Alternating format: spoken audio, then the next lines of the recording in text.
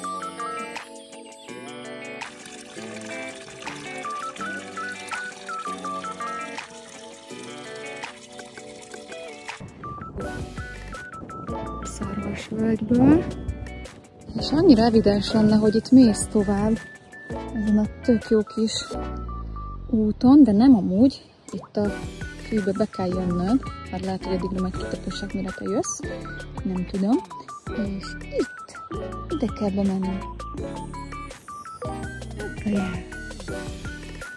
Na, megyek is.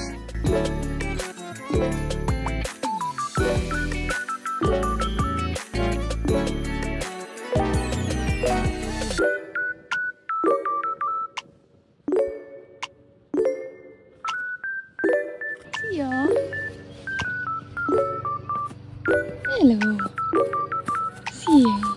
Ne érj vissza! Hello, de szép vagy! Szia!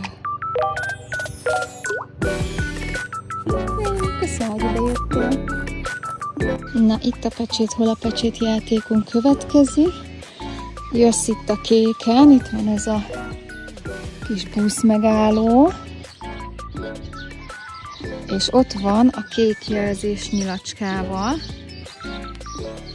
plusz ez is, és plusz ott látod továbbra a kéket, de te ha Szexárdról jössz, és mész Morágy irányába, nem mész el abba az irányba, hanem ellenkező irányba mész vissza, ott a pecsét. Illetve, bocsánat, ez csak a pecsétje.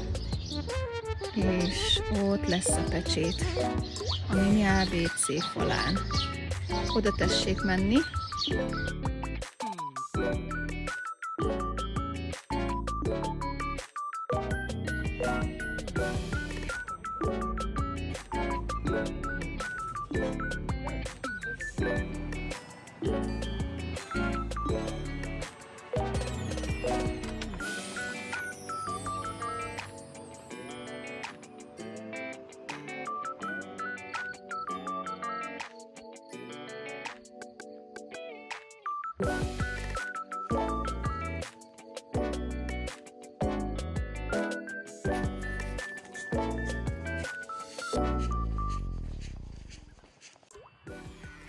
Jaj, de mondják.